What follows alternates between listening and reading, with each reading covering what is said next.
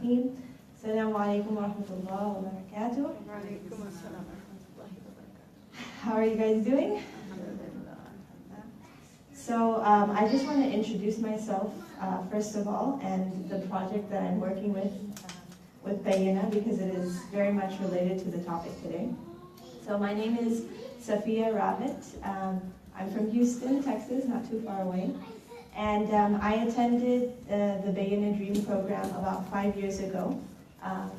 And after learning the Arabic language, my husband and I continued our studies in Malaysia, and we just graduated in January with a degree in fiqh and usul al-fiqh from the International Islamic University of Malaysia.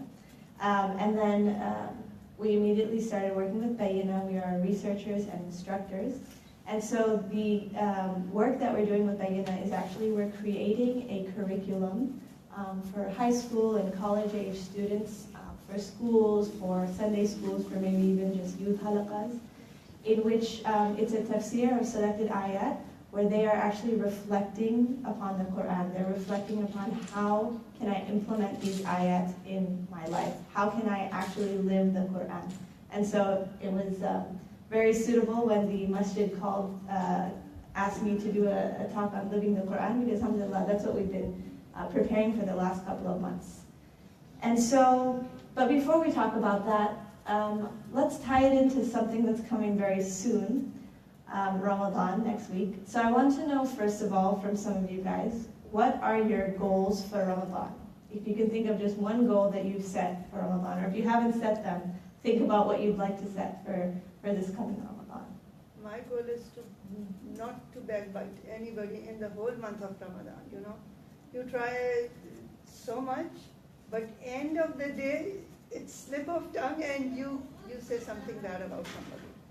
That's what my biggest goal is. That's beautiful. So working on trying to... gossiping and... Yeah, trying not to gossip. It's some way you're trying to purify your heart from what you say. Any other goals?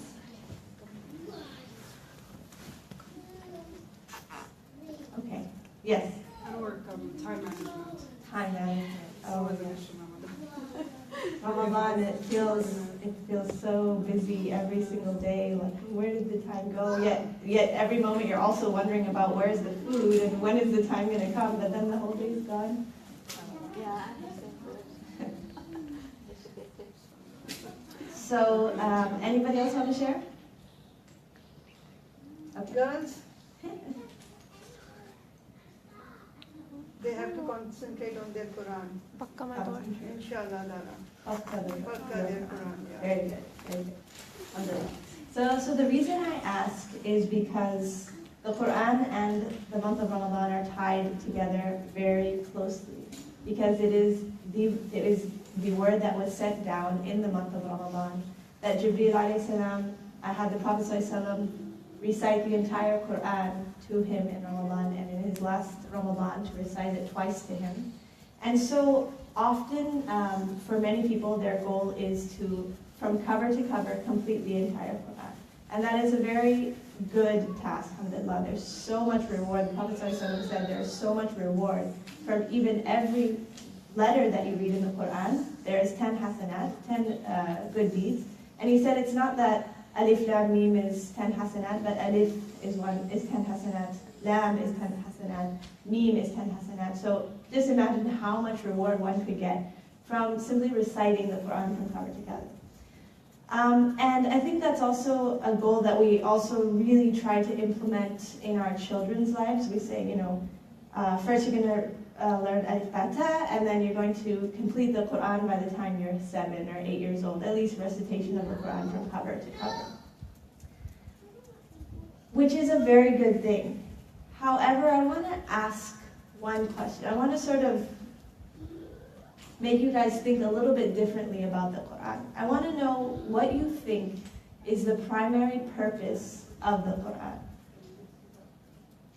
Anybody? To better our lives. Okay, absolutely. And how do we better our lives from the Quran? Of course, not just reading Arabic if we don't know that.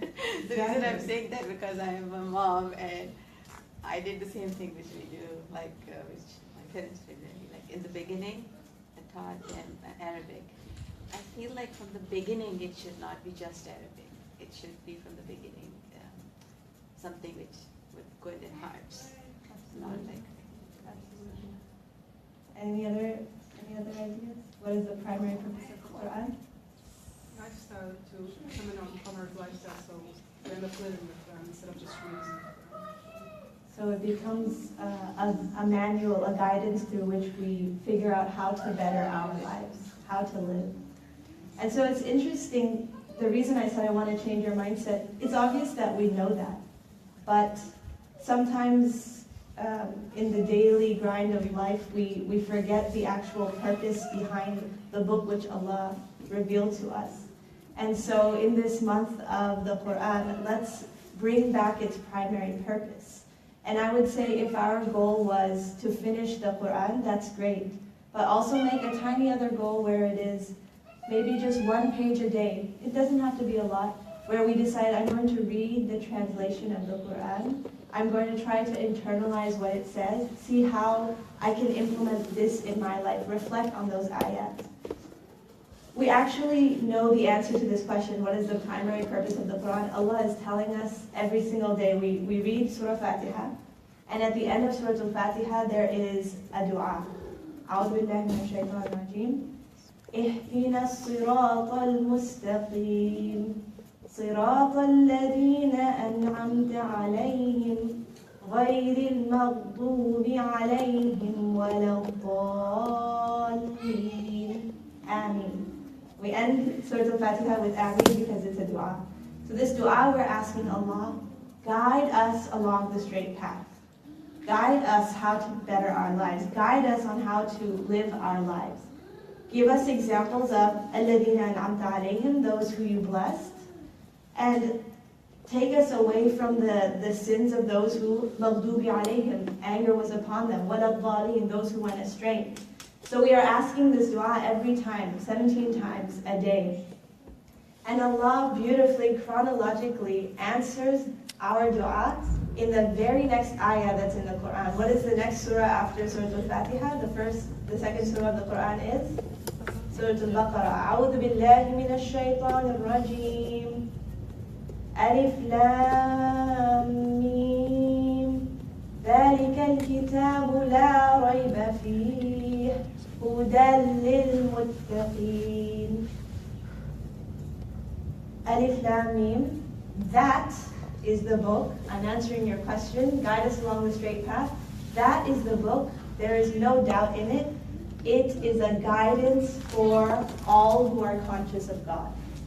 So you ask every day for Allah to guide us along the path. Allah is saying, this is the book. Here it is. The answer to your prayer that you make every single day, 17 times a day, the Quran is the answer. It is the guidance. It's going to tell you the stories of الَّذِينَ أَنْعَمْتَ عَلَيْهِمْ, those who succeeded. It's going to tell you the stories of those who the anger was upon them and they went astray. But you can only reap the guidance of the Quran if we know what we're reading, if we reflect upon what Allah has put in the Quran. And so I'm not saying it's not a good idea to recite the Quran. There's so much hasanat in it. But what was the primary purpose that Allah sent the Quran down was a guidance.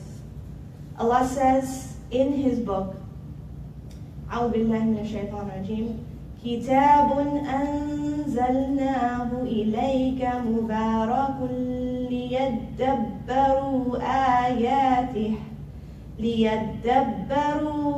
آياته وليتذكر أولو الألباب.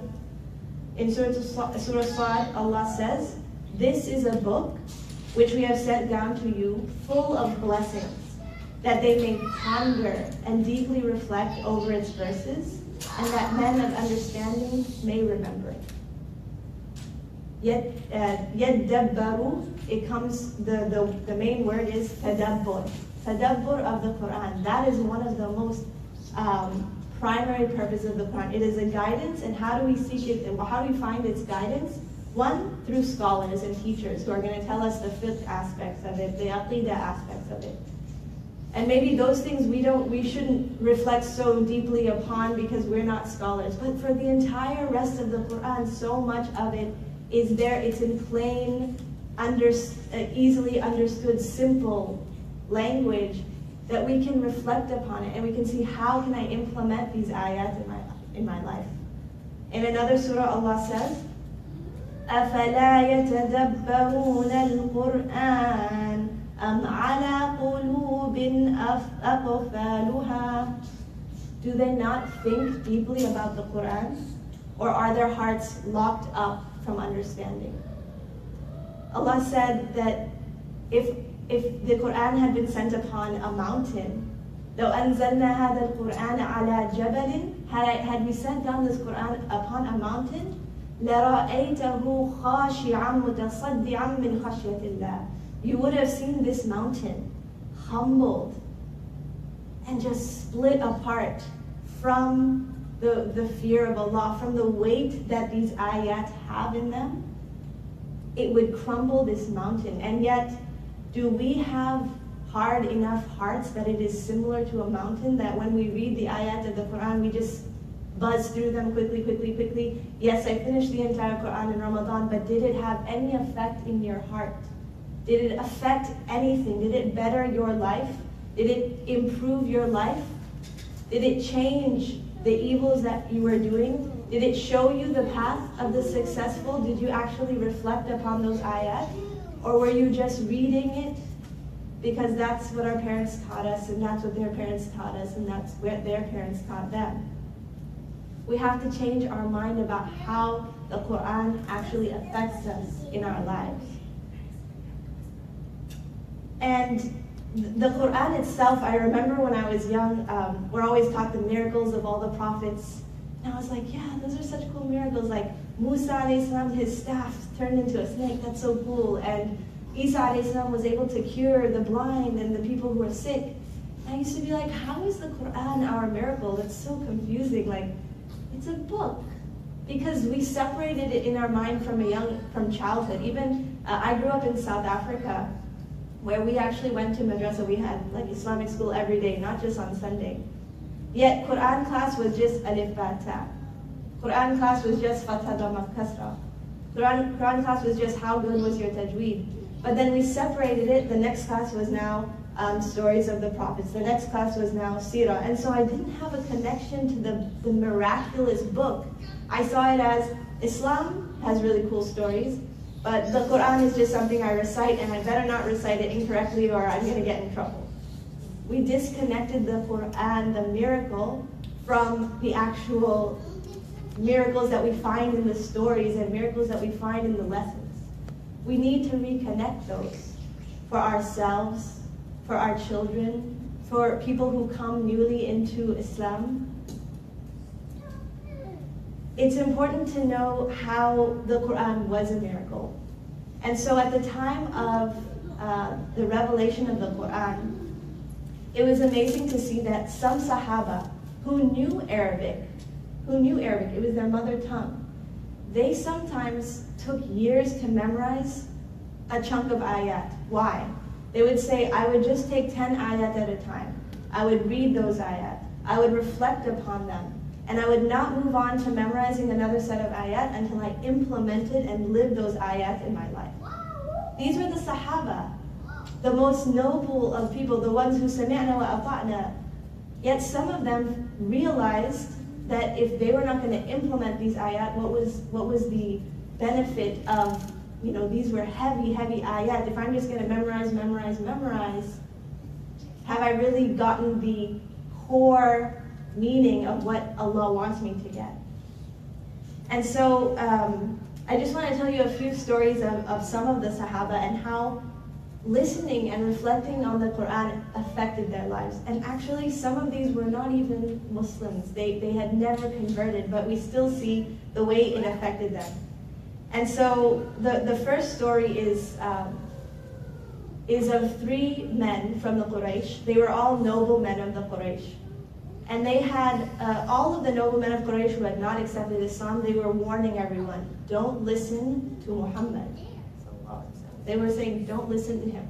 He's got some magic. If you listen to him, you'll be hypnotized. They were afraid because they knew the weight of these words, so they told people, don't go near. And so even Abu Bakr radiallahu anhu was stopped from reading Quran in public, so he'd read it in the courtyard of his home, and still people would come around and listen because they were just so intrigued by what was said. It was so amazing what was being said. Yet those same words, when they're said to us, we see no meaning in them. We don't go, look, what does it mean? What is the translation of that? What is the implication of that? And so the story is that there are three noble men of the Quraysh who did not accept Islam. They were the same people telling everyone, don't go listen to Muhammad. And in the dark of the night when nobody was there, each of these men, one was Abu Jahl, one was Abu Sufyan, and one was Al-Akhnas. And they came slowly to the home of the Prophet ﷺ. All miraculously, subhanAllah, Allah allowed it that they were all on different sides of the home, so neither of them knew that the other was there. And they just stood listening into the home of the Prophet ﷺ as he recited the Quran at night. And it said that they were so mesmerized by what was being said, even though they told nobody, everyone, don't listen to us, you're gonna get hypnotized. They would listen, and it was like something came over them, they couldn't leave until the dawn would come, and they realized, oh no, it's too light now, people are gonna see my face listening at the home of the Prophet ﷺ and let me run away. And so when the first time they did that, they all ran away, they all bumped into each other. What are you doing here? No, what are you doing here? What are you doing here? And so they asked one another, what did you think of what was said?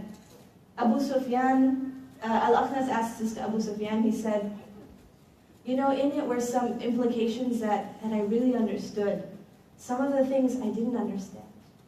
So he was just giving a very vague, he didn't say I liked it, or he just said there's certain things that, yeah, I really understood what it was saying there. Some things I didn't really understand. Maybe it was talking about al-ghayb, maybe it's talking about some concept that they didn't have in their deen.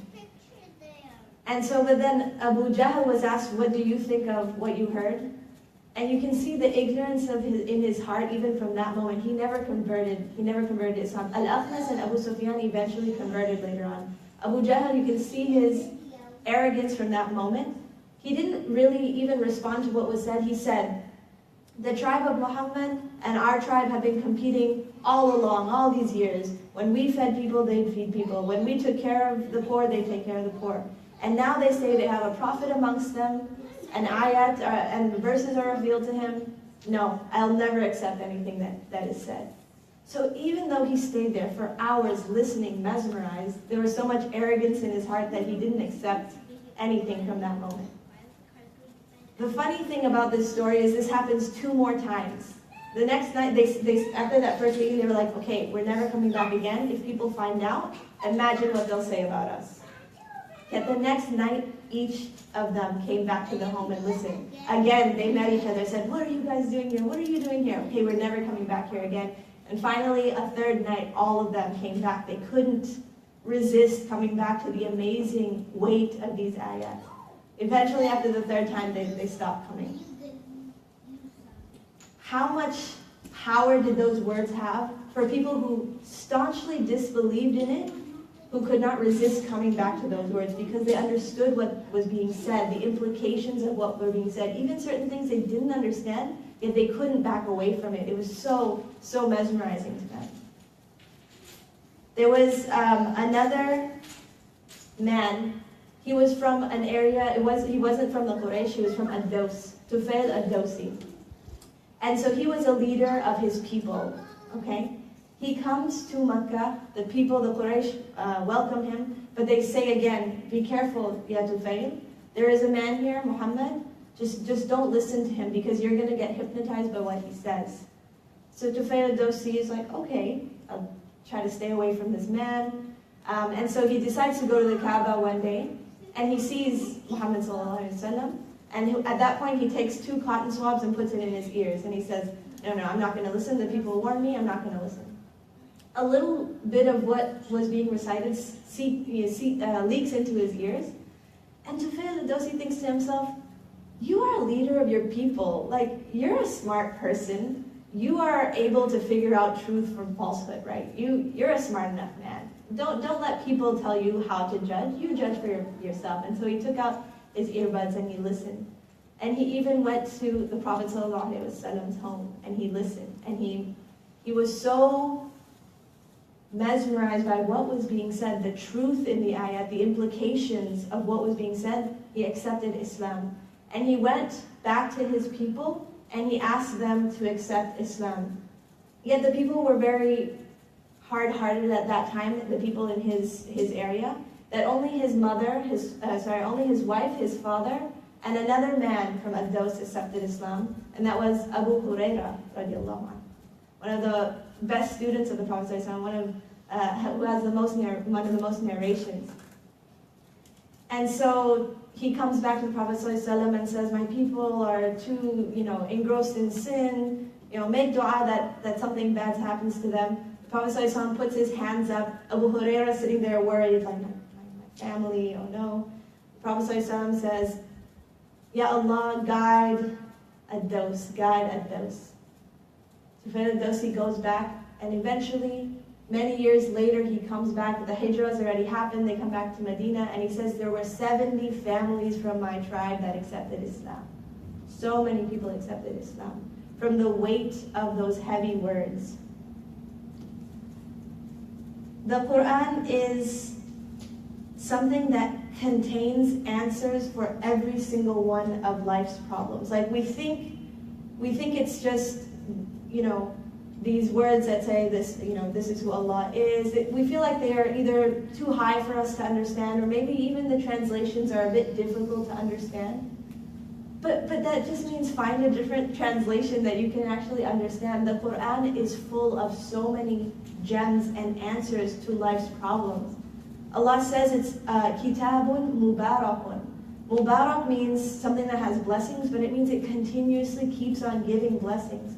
So if you were to look at the Quran a year ago and read one ayah, and you were to reflect upon it, it may answer a question that you're having in that day. Yet if you came back to that same ayah a year later, it is mubarak, it keeps giving. You'll find some other wisdom in that ayah, that same ayah, and how it can affect your life today. The kitab is mubarak, it keeps on giving, it keeps on helping. And just a few things that we can see the Quran has, like we think it doesn't really have much guidance for us. We're not sure what guidance we can extrapolate from it. The Quran gives us stories of men who were upright. It teaches us about social justice, those who stood up to evil tyrants. It teaches us to stand up to oppression. It teaches us about people who were racist against an entire other tribe. Pharaoh, racist against the Israelites, told us to step up against that oppression, social justice. It even gives us even more personal stories of so many different family members and how they interacted with one another. If you have an issue with your father, you have the example of Ibrahim alayhi salam, how he dealt with his father in such a respectful way, even though he disbelieved in the message. If you have issues with your children, we have the story of Luqman and how he would try to teach his son the beautiful advice a father gives to a child. Even if you have a child who disbelieves, you have the advice in Nuh alayhi salam's story, how he tried to help his child who didn't believe. If you want stories of how people got married or how one can get married, we have the story of Musa alayhi salam and the marriage to his wife, right? And how that happened exactly. Or how men and women should interact, how men should be helping women who are in a situation where they feel like they cannot be helped. The women, the two sisters are trying to get the water and there's no space for them, and he comes and says, I will help you. That's the job of the men. We understand how gender interaction is supposed to be. We learn even about siblings, Yusuf alayhi salam having siblings who are wanting to cause the death of him. So if we have siblings who are really hurting us in our lives, being a fitna in our lives, we have the example of Yusuf alayhi salam. And what he did in the end, and turned around and said, I forgive all of you for everything that you have done. We have the story, even stories of so many stories of people who are doing business, people who have a large garden, one who's grateful for his garden, one who's not. It tells us, it's not just families, it's not just oppression and social justice, then it's even the day-to-day life. How do you deal with the people in your business? How do you be grateful to Allah even in this wealth that you have? So it gives us, it's got every single question you could ever have. There is some guidance in the Quran for you, but only if we are able to go to the Quran and reflect upon it. And so the question then is, how do we do that? The number one answer would be, although I know it's not possible for everyone, would be to learn Arabic, inshallah. And that is a way that you can be reciting and at the same time understanding. But if that is not a goal that can be attained short term, then at least be reading the translation of the Quran, the tafsir of the Quran, and reflecting upon what those words mean in your life, how they can be applied in your life. And so what I would suggest is making a small goal this Ramadan. So the best way to start a habit is to do something for at least 20 or so days. That's what science has told us. That's amazing. Ramadan is about 30 days. So we have 30 days to create a new habit. So yes, let's all read the Quran. Let's do it cover to cover. If that is the goal that you've always been doing, alhamdulillah. And then start with 1 page a day or half a page a day where you're actually going through the Quran and the translation of it, understanding of it. Allow those words, the weight of those words to fall upon your heart and make your heart humble like a mountain would be humbled by those words. And see, how can I apply this in my life? Maybe take the example of the Sahaba who would just take 10 ayahs for a whole period of time until they implemented them. But make your own certain goal. And so here's just some numbers that if you were to do a certain amount, this is how long it would take you to finish the Quran in reading the translation. If you were to just do 1 page a day, in 1 year and 8 months, just about a year and a half, you will have read the entire Quran. You will have read all of the stories in them with understanding, because you're reading the translation or you're reading a tafsir. You would have reflected upon these ayat, and hopefully you're making a little journal of how I can implement these in your life. And you have this entire journal of reflections, of notes of how I can implement the Quran in my life. Now it's not just something I read and don't understand. Now I have this entire notebook of how I can implement the Quran in my life. So 1 page a day will take you a year and 8 months. If we increase that to 2 pages, in 10 months, less than a year, you'll have gone through the entire Quran, understanding it. There's a lot in the Quran. It's 600 or so pages. But how many other books have we read that are thousands of pages? Like if you ever read the Harry Potter series, it's like thousands and thousands of pages, and we remember to the T what happened to X and X character in this story. If we actually just read the Quran in the language that we understand and reflected upon it, it's only 600 pages at the end, 600 or so pages at the end of the day. And so the task I would put upon you is figure out what is your small goal of understanding the Quran. How few pages, how few ayat, that's okay. You know, small and consistent deeds are most beloved by Allah. So I would say first you read the Arabic, then read the translation of those ayat, and then sit and reflect on how those ayat can be implemented in your life. What is Allah trying to teach me from these ayat? What am I supposed to be gaining from these ayat? How can I apply it in my work situation, in my family situation, in my heart? How can I change my heart to reflect these ayat? And so I want to do a little bit of since I said we are working on this curriculum at Bayyina. I don't want to just give you this idea, reflect upon the Quran and let's leave. I want to give you a little bit of a taste of how you could do it. So I decided to take one of the most, besides Surah Al-Fatiha, one of the most oft-read surahs in the Quran. And the reason I would say it's the most oft-read in our prayers is because it's very short. It's tiny. So it's easy. We just say, okay, I'm going to read my salah. I have to get back to something, so I'm going to read Surah Al-Asr. 3 ayat, easy to do. But what does Surah Al-Asr actually mean? What is it trying to tell us for our life? So we're actually going to sit and deeply reflect upon Surah Al-Asr. So we'll begin.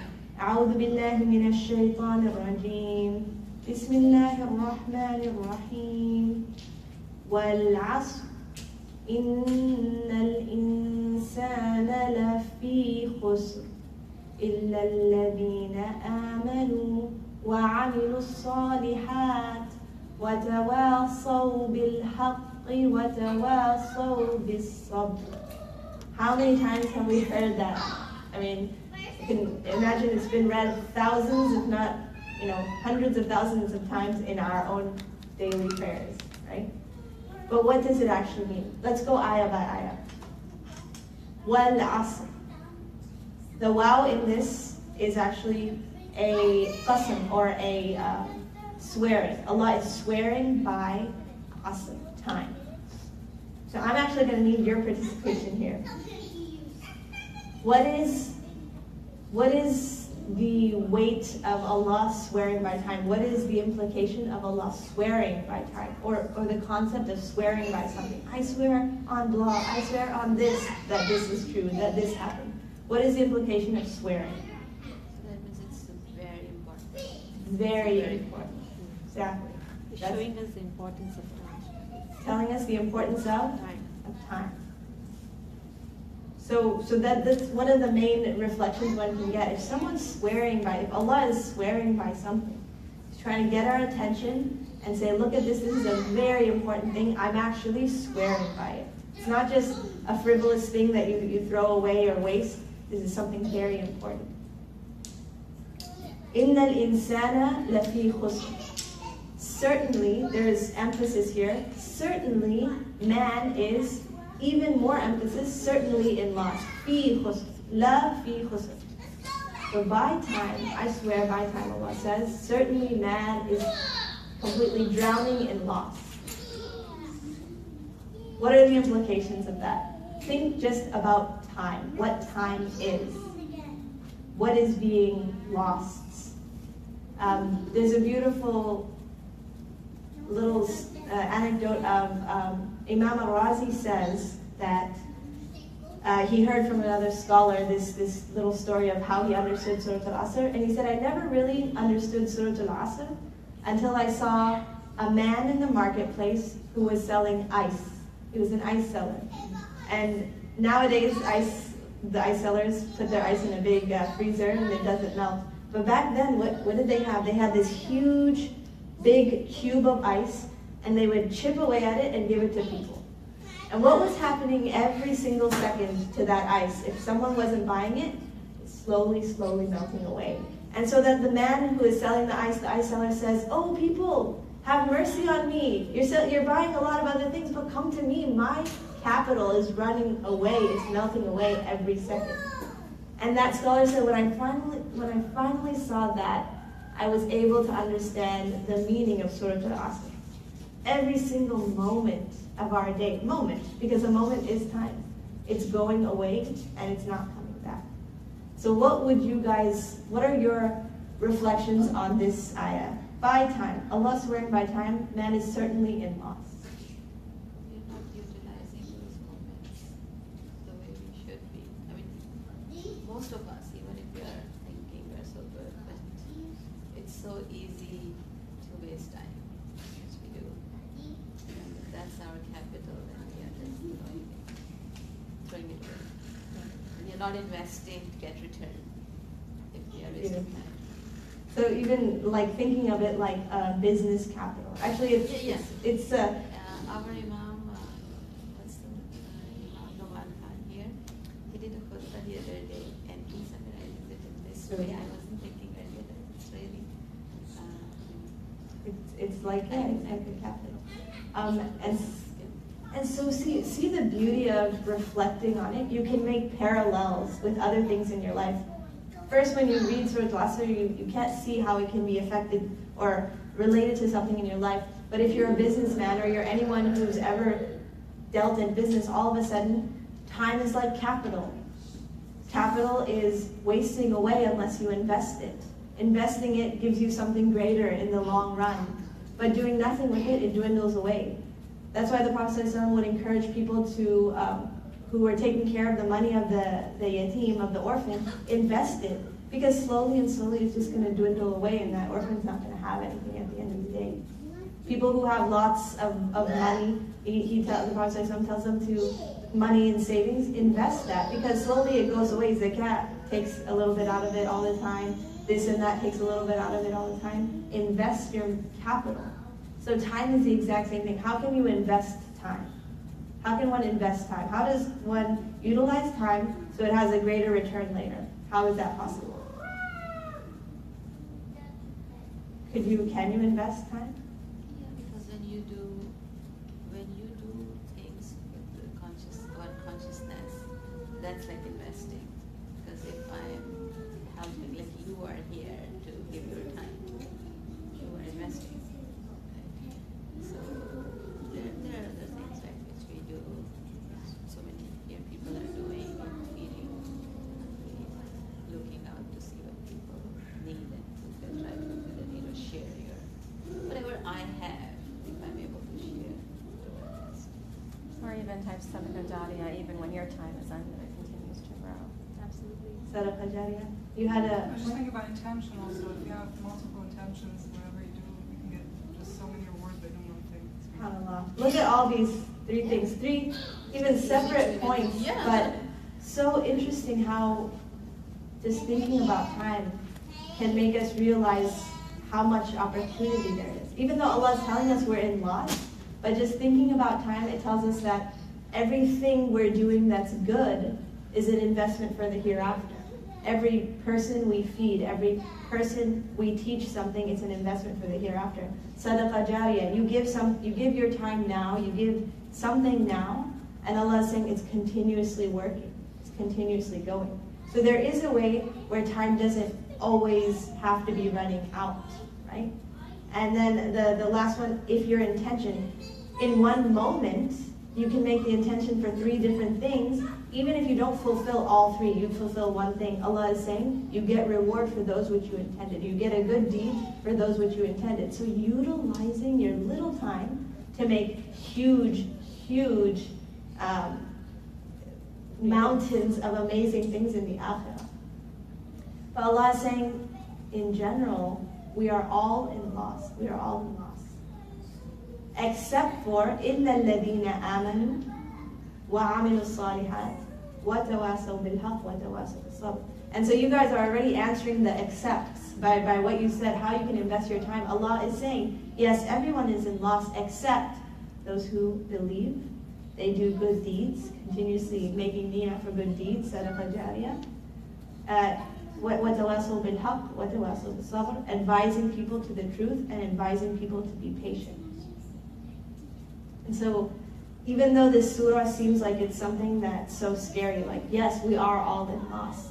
But just by thinking about it for a few moments, we see how much we could do with the little time that we have. How we can multiply our rewards multiple fold by just thinking about time.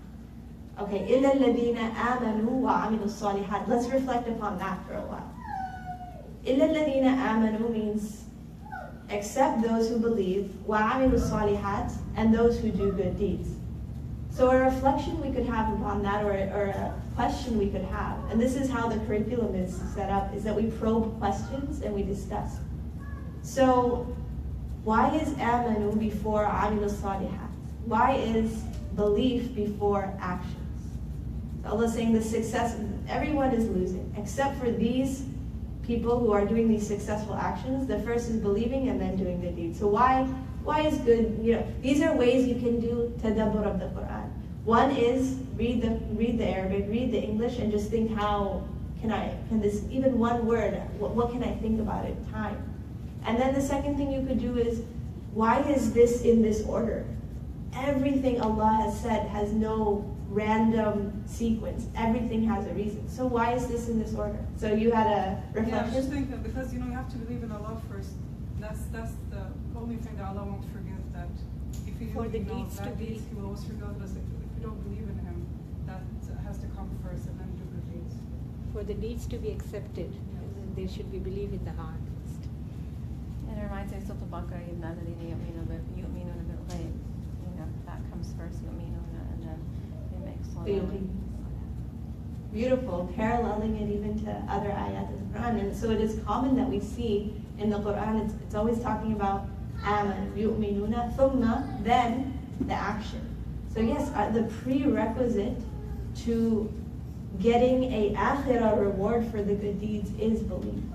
You can still do good deeds without belief, but Allah says He rewards those people. Allah is still just. He rewards those people who do good without belief with reward in this life. With reward in this life, because they still deserve good for good, right? The reward of good is good. Assalamu alaikum, sisters. I'm Tabassum. I'm the one who's running for city council. I wanted to say a few things about this. First and foremost, I think, like the Quran says, that you have to believe in Allah before anything else can be accepted in Allah's eyes for any works that you do. But I think, obviously, Allah is not forcing any human being to accept Him as Allah. Because I feel that the belief for the Creator has to come automatically from inside you. Nobody can force you to believe, right? All human beings have been given by Allah the free will. So some human beings automatically they grow up with that faith that there is somebody who created me. His name is Allah. Whether you're a Christian or a Muslim or whatever faith that you. But there are people who don't, even if they have grown up in a Muslim family or a Christian family, but they tend to, as they grow up, not have that belief anymore that there is a Creator. But there is no compulsion. But those people can also turn out to be good and also do good deeds, correct? Right? But Allah will reward them differently, correct? So what is the reward? Like, let's say for somebody like Bill Gates, who has done tremendous work for humankind. It's just he's helping people all over the world. Poor, immunization, education, women, children, all over the world. How does he get rewarded? He was not a Muslim, remember that. So what is his reward? My question. Allah knows his reward. I don't know his reward. Yes. But all I can explain, I can attempt to explain that from the hadith of the Prophet, which is that those who believe and do good deeds, their reward is in the akhirah and the dunya, but specifically in the akhirah as well. And those who do good deeds, yet they do not believe, Allah rewards them in this life. So they are rewarded with good. They are rewarded with, rizq from Allah. I mean, you think of the concept that besides, a person who's giving so much to humanity, even the worst sinner on the face of this earth, Muslim or not, Allah still gives them rizq.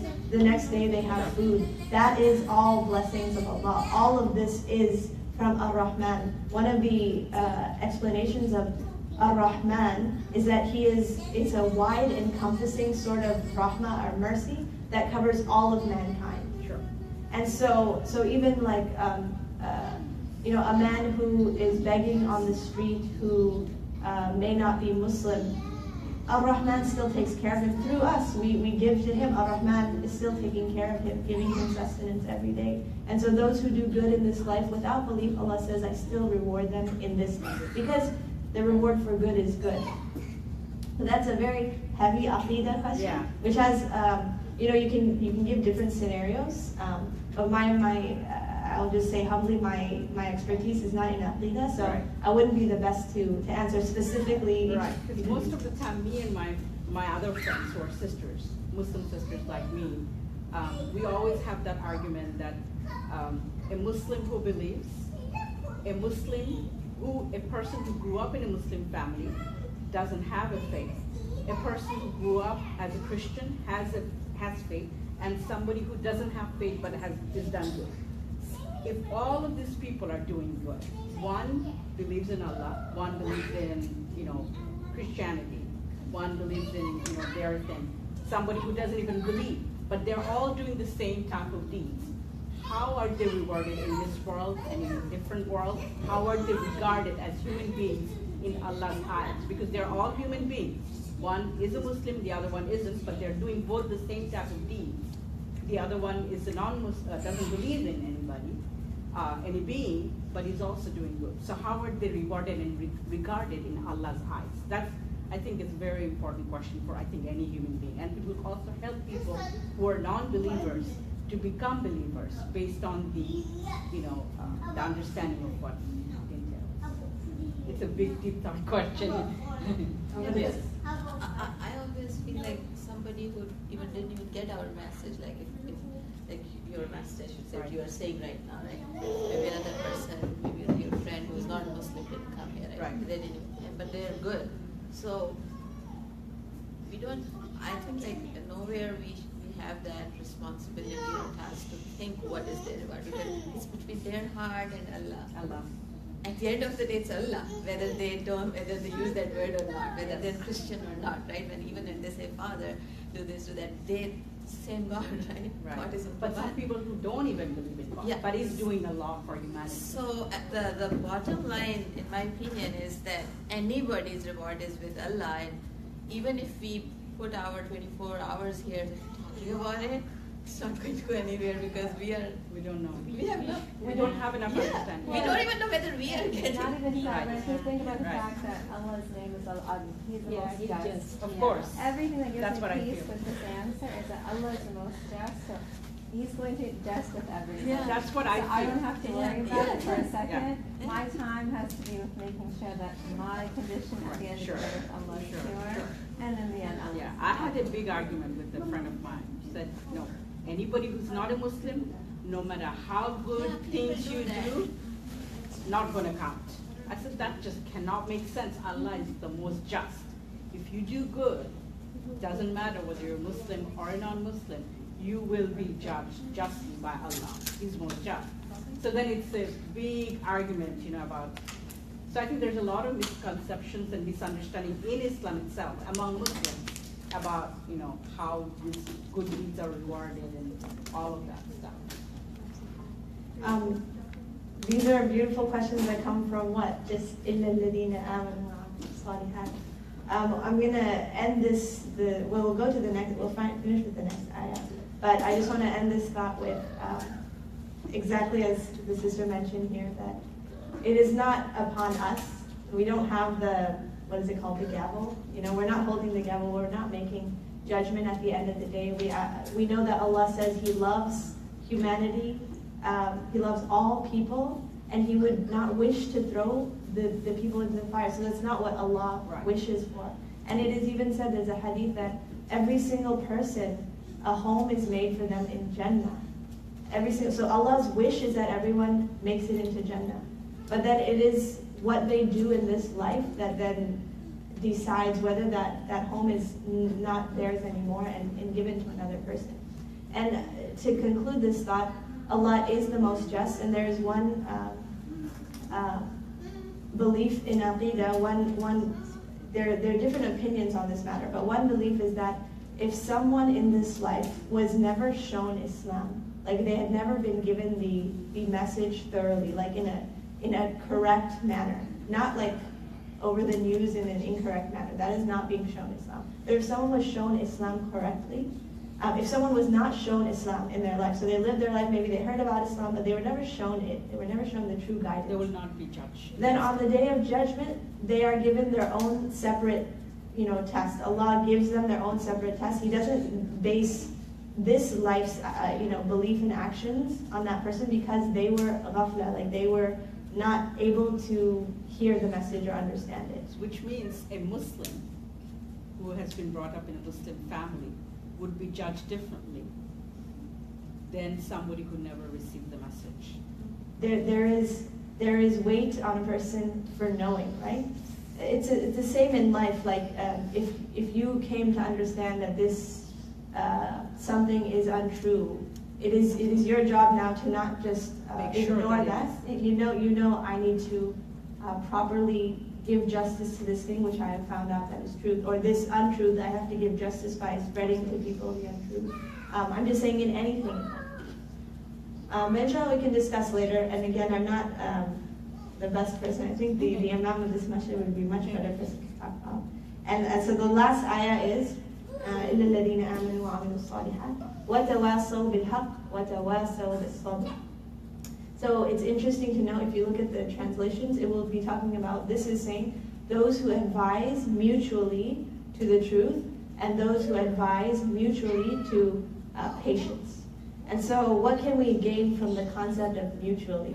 Just that one word in the understanding of the words. What can we gain from, we are advising each other mutually.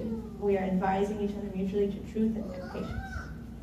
What does that tell us as an ummah or as humanity, what we should be doing?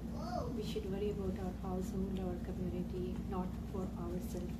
If they all come together, it's going to be easier for us to. So it shows a communal obligation. So the first one was إِلَّا الَّذِينَ آمَنُوا. That's about you. Your belief, you got to make sure you have it on check. وَعَمِلُوا الصَّالِحَاتِ. You should be doing good deeds. And then finally, Allah is saying that the next two things is that you can't just only worry about yourself. A lot of times you say, it's me, I just worry about myself, I don't care about other people. Allah is saying, no, it is also a communal obligation for people to be calling people to what they find is true, advising each other to patience, meaning if someone is having a difficult time dealing with this sin, helping them patiently get over it, or dealing with a loss, helping them patiently get over it. There is this idea that we need to be helping one another constantly. We don't just see the person on the side of the road with a tire that's blown out and say, it's his problem. Allah will send him help some other way. It's our problem. Each and every, not every single, we can't deal with every single person in the world's problem, but where you can help, like in your family, in your masjid, in your community, or even like in the greater community, some cause is going on, and you don't say, well, that doesn't affect me, this race that's being discriminated against, I'm not a part of that race, therefore it doesn't affect me. Allah is saying, no, you're in a community together, you work with each other and help each other with others' sins, others' losses, others' discriminations, others' issues. And so even that concept is communal. We can reflect upon it so much to see how can we implement it in our lives. I'll end this discussion with Surah Al-Asr, and the reason being actually because it is said that Surah Al-Asr is like almost a comprehensive understanding of the entire Quran, because look, it tells you first of all the issue, we're running out of time, but here's the ways to solve that, also known as here's the steps, the 4-step process to be a successful person in life. And so it is said that the Sahaba would never meet and part without at least reciting Surah Al-Asr once. And so we will conclude this with the recitation of Surah Al-Asr. أعوذ بالله من الشيطان الرجيم والعصر إن الإنسان لفي خسر إلا الذين آمنوا وعملوا الصالحات وتواصوا بالحق وتواصوا بالصبر. I pray that this Ramadan we're able to find the Quran and see the Quran in a way that we've not perhaps seen it before, that it is a guidance for us, it is a book for us to reflect and implement in our own lives, and that just like the Sahaba, even if we take a few ayat at a time, inshallah, we are doing justice to his book because we're finally trying to implement its purpose in our lives. We ask Allah to give us barakah in this Ramadan and make it full of forgiveness for us and good deeds for us. May Allah forgive our family, our friends, our parents. May Allah give barakah to this masjid and this gathering and make us amongst those who are in Al-Firdaus. Ameen. And if there's any questions, inshallah, entertain them. So this curriculum, which you said that you're putting together, what shape it's